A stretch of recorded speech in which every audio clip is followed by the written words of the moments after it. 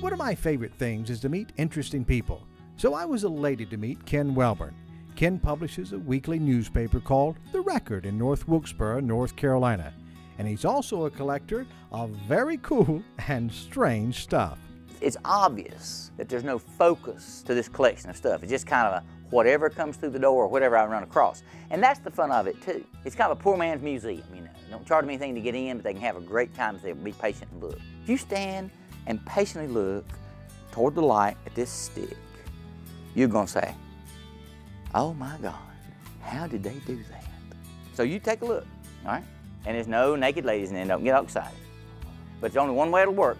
A lady came in my office with that stick and said, are you Ken Welborn? I said, yes, ma'am. I understand you will buy anything. I said, well, an opening like that, what you got, you know? And one thing led to another, I bought that stick. I was amazed. Inside there is a picture of a huge building. And it's on a lake, you can tell. And it's got horses pulling carriages. And on the lower end of it, it says, International Exposition, Fairmont Park, Philadelphia, 1876. Which is why I say it's the neatest stick since the one Moses tossed down in front of Pharaoh. Ken's also a collector of great stories. The big panel behind me is the control panel off the electric chair in Raleigh, North Carolina. It's called Old Sparky.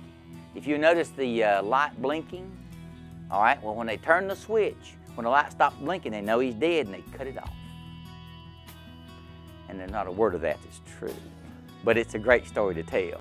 Actually, that's a control panel off a generating plant that the American Drew had for about 60 years. They made their own electricity at the plant there at the end of this street.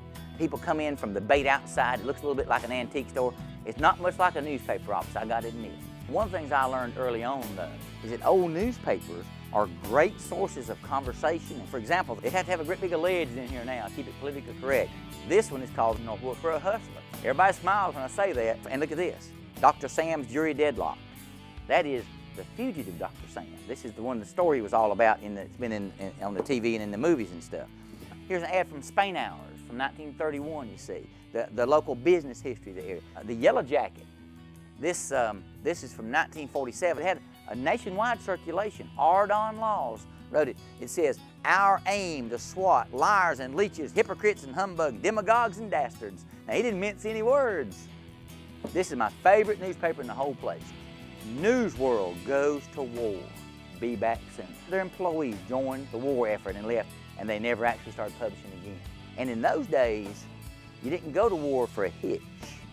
You went to war till you got through. I never intended to be doing anything I do for a living nowadays, but it seemed like all my life, one way or another, I've been connected in the newspaper business. When I was 11 in 1960, I got a newspaper route. Best thing that ever happened to me. Nearest thing to being an independent businessman you'll ever have. And if everything worked well, I netted about $6 a week after I paid my paper bill, $6.50 sometimes. And in 1960, Cokes were a dime.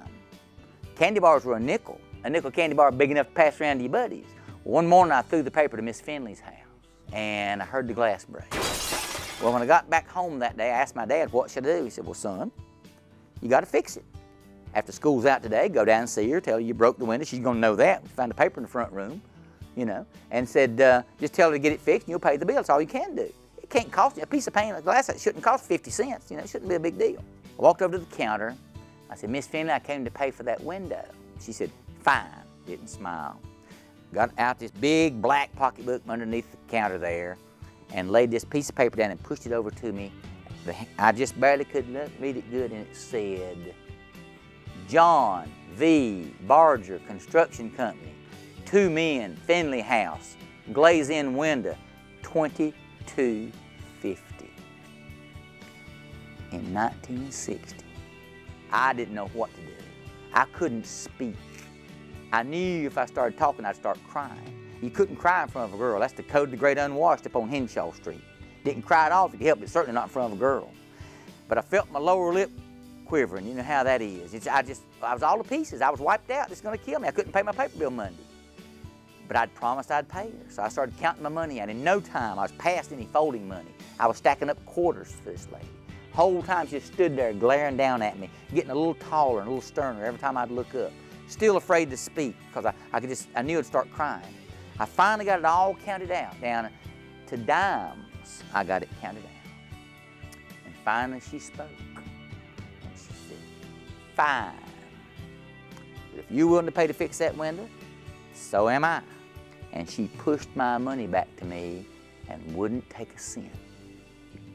And I learned a lesson from that lady, a life lesson I never forgot about kindness to somebody.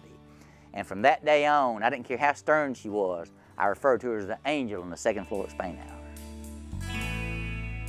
If you know anything about the printing trade, to make a sheet like this took untold amounts of time and work to print and make it register so pretty. You notice all the things are in line, and for 1874, that's a phenomenal job to do printing.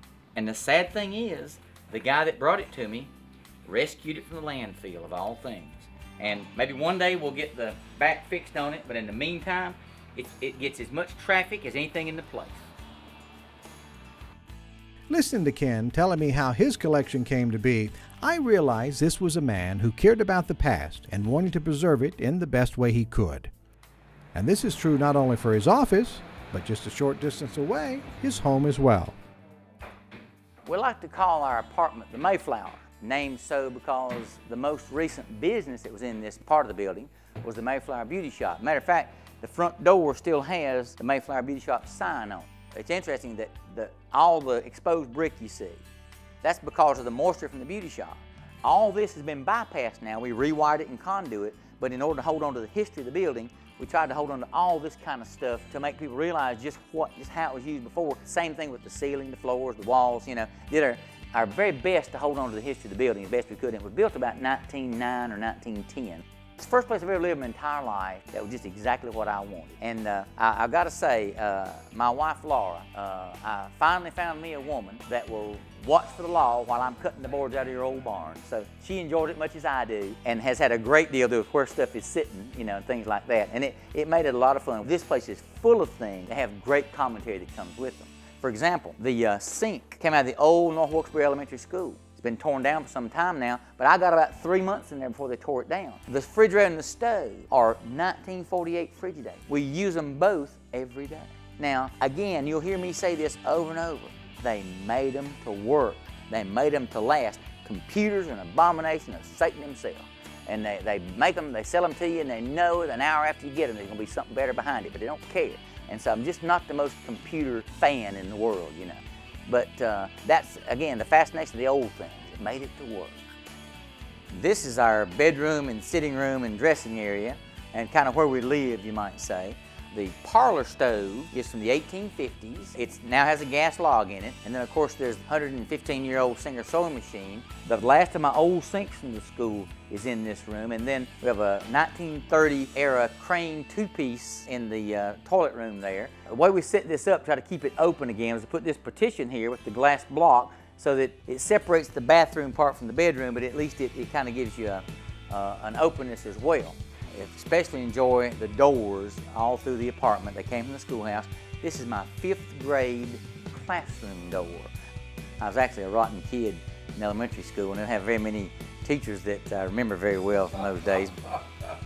This room is sort of a sitting room. My wife does a little sewing here, does a little bookkeeping here. And this is probably one of the earlier entertainment centers. She's got a radio as well as a record player. But again, I carried all the way through. You can see where the beauty shop, there was a mirror hung right there. You can see the outline of the mirror where it hung all the way when it was the Mayflower Beauty Shop, which is our favorite part of it. And I have an old curling machine from 1918. These are very fascinating pieces and are great fun to have, and this one is fully functioning. Now this is basically what I like to refer to as my backyard. It's a 14 by 24 foot steel deck. It's a beautiful view of the mountains without having to drive all the way to them. That's one of the things that's I love about this place in general. It's hidden in plain sight.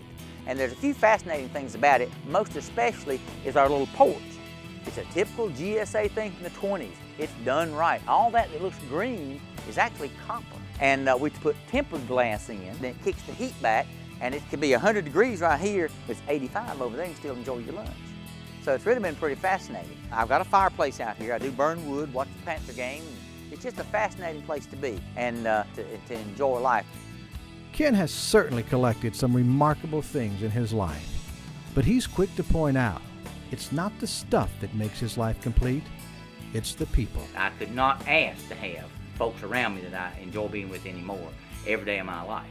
And it's a small business, but it's a great business, it's a fun business. And I don't know how long we'll be at it, but I cannot imagine why anybody would retire from this job. I also can't imagine how anybody with 3 ex-wives ever gonna retire. So it's just kind of the two works together pretty good the way it is, you know.